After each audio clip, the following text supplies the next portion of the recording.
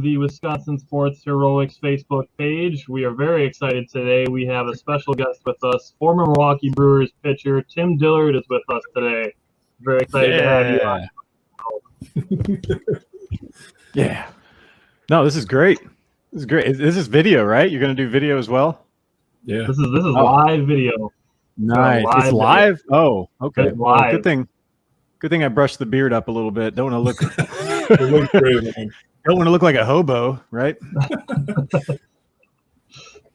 All right. So there's a lot going on, and there's a lot you're known for, especially when it comes to social media and videos that are done of you, videos that you've done yourself. So I want to ask, what is your favorite impression that you have done?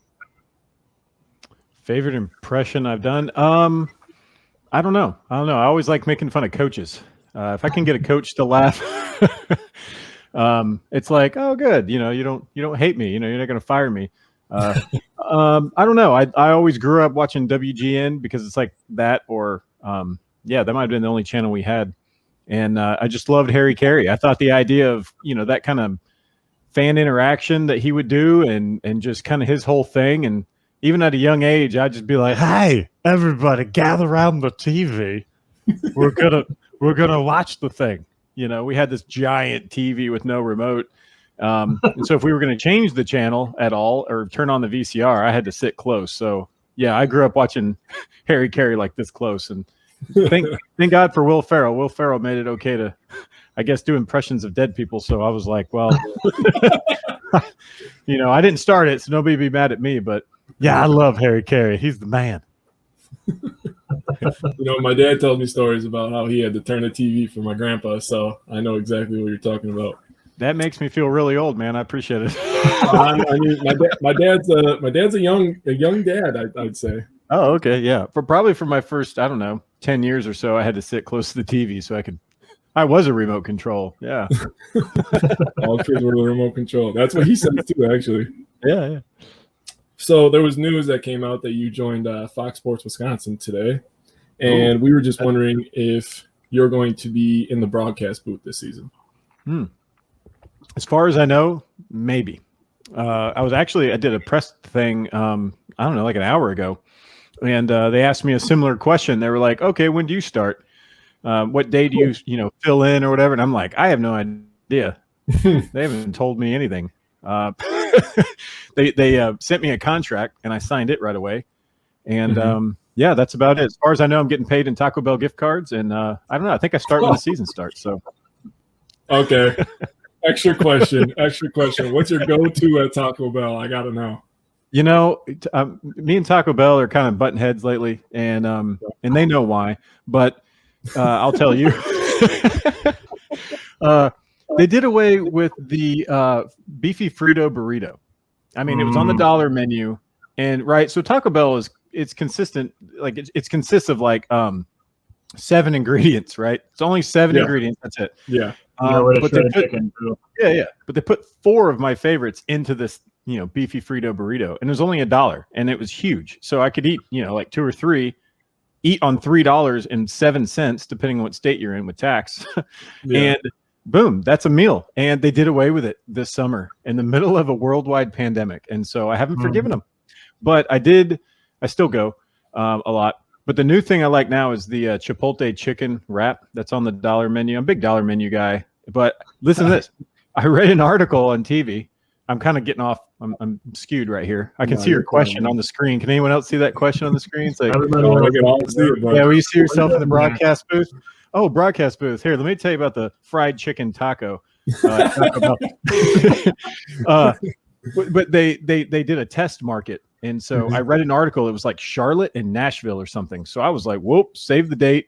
And so I got an alert on my phone about a week later that, hey, it's fried chicken taco day. So I went, and, I hate to talk bad about Taco Bell, but it's not very good. It's really small. It's like really tiny. It's like the tiniest taco they've ever had. It's about 3 bites. And it was like $3. So no, unless they do 2 or 3 for, that price, I wouldn't mess around with it anyway. Well, not trying to be funny. I'm just, it's kind of a sad. Hey man, that's professional advice about Taco Bell from Tim Dillard, everybody. Yeah. Yeah. Pointless advice right here. I'm full of it. Hey. All right. So getting back on track here, we wanted to know, what are you most looking forward to, specifically to the Brewers this season? Yeah. I mean, I know a lot of those guys, and I'm just excited to watch them play, really. I've actually, baseball is awesome. It's such a fun game, and it is fun to play. But when you're actually out there playing, there's a lot of anxiety out there. I mean, there's a lot of, there's some fear out there. Like it's a tough gig. It's a tough life. So I'm really just excited to literally sit in the stands, drink a beer, and eat a hot dog. Like that right there, I would be okay. And then I'll venture around the, concession stand, see what else I can find. But that's where I plan on starting.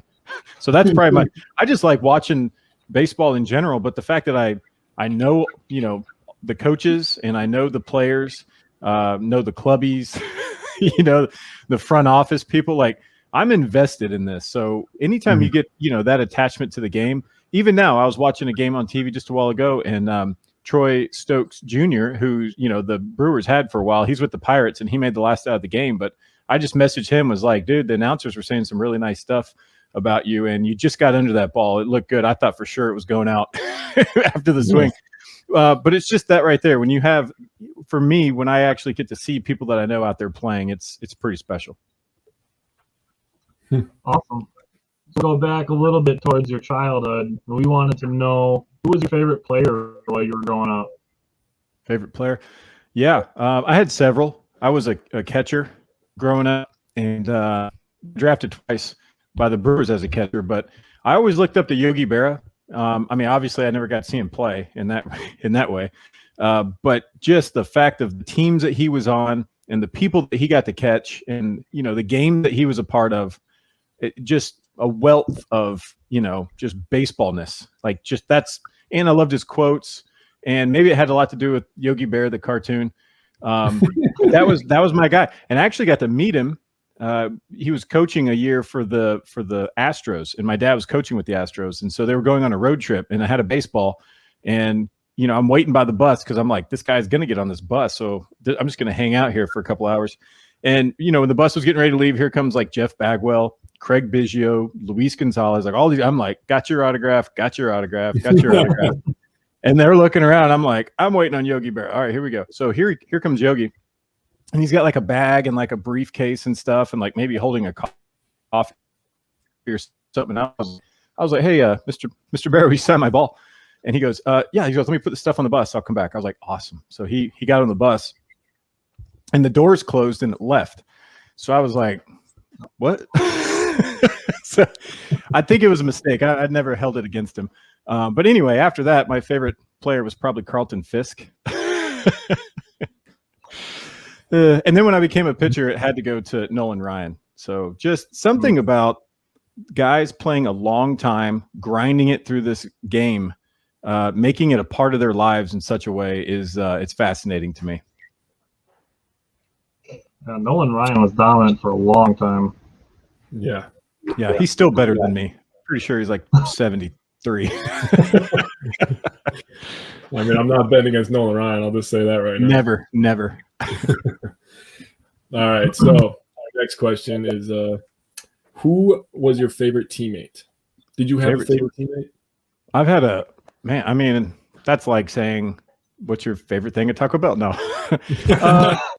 I don't know. A favorite teammate. Man, I've had so many. And what's great about nowadays is that you can keep up with everybody with a cell phone. When I started, we had phone cards, right? So if I was going to call my parents, I had to find a phone, and I had the card, like a credit card thing. It was a gift card thing, and you type in, like, 117 numbers, and then it'd be like, hey, I got 6 minutes to talk, that kind of thing. So when you broke after the season, nobody really kept in touch.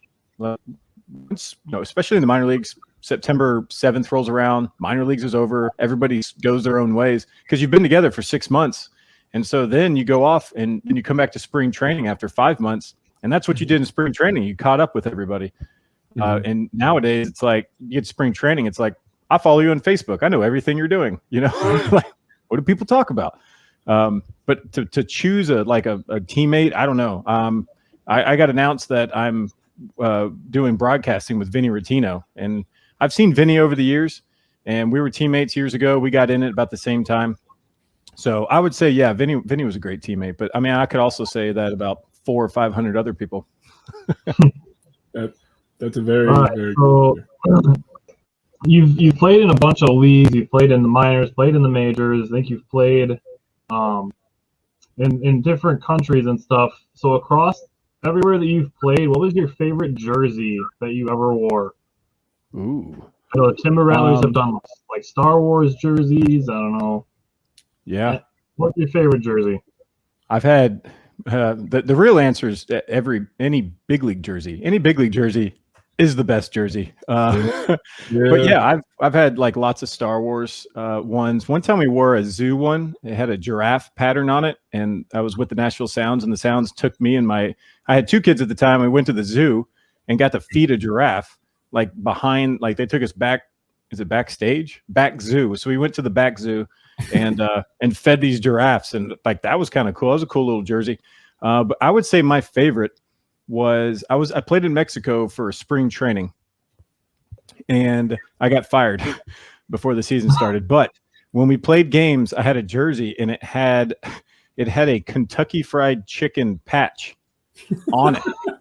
And I'll never forget that. It had DirecTV, and then it had Kentucky Fried Chicken logo patch. That was awesome. And that's the only time I've ever been involved in something like that. And I tried to take the patch with me, and they told me I couldn't. But I got away with that DirecTV one. If you don't believe me, I think I know where it is. Oh, wow. Yeah. I don't know. I just happen to have my baseball stuff right here. No, I think I took it. You know what? I think it's in this drawer right here. How much time we got? We got plenty of time. All right. Talk amongst yourselves. Talk amongst yourselves. Jake, anyway, what are you looking forward to? It's in there. What would you say? Oh, what are you looking forward to most of the season? For me, it's Corbin Burns. Oh, here it is. Yeah. I want to see Christian Yelich win another MVP. Oh, there it is. DirecTV, straight from a jersey. How did you get to take that one and not the KFC one? Well, the KFC one was like sewn in there really well. This one was just kind of glued. So I was like, oh. So DirecTV is cheap in Kentucky Fried Chicken. Otherwise, there's no evidence I was even in Mexico. That's the only thing. I had to use that. I showed that in customs. Otherwise, I wasn't getting out of Mexico. That's the only way I could get out of Mexico City. So, yeah, I made it. Oh, that's funny stuff right there. Carson Palmer style, just ripped it off. Oh, yeah. Yeah. I steal things all the time. He's just pointing around everything in the room is solving. Yeah. Check out this headset. Oh, yeah. 5-finger discount. Yeah. All right. So we have a question. I was really, really wondering this because, not everybody grows up to be what they want to be. So I was wondering, what did you want to be when you were growing up? Besides a baseball player? Yeah. See, I didn't know. Maybe you didn't want to be a baseball player when you were 11. Yeah. I mean, I kind of always saw myself playing baseball. I just thought, okay, well, I'm going to do baseball. But I don't know. I had so many other interests. We used to play Nerf Wars with the neighborhood kids. I'd climb trees. I don't do either of those anymore. I think I kind of always wanted to get into some sort of acting. I would love to be involved in movies. I think it's really cool. I've been part of like some really short films, and I was a guy on Elevator once. You probably didn't know that. It's probably not in your notes. I was also like Jerk at Office. That was a fun one. I do. I don't have a picture on it. You have to like sign up and pay money. And I'm like, come on. I'm not going to do it. I don't care that much. But anyway, yeah. And I was also Jerk at Bar one time, and I got to do a stunt.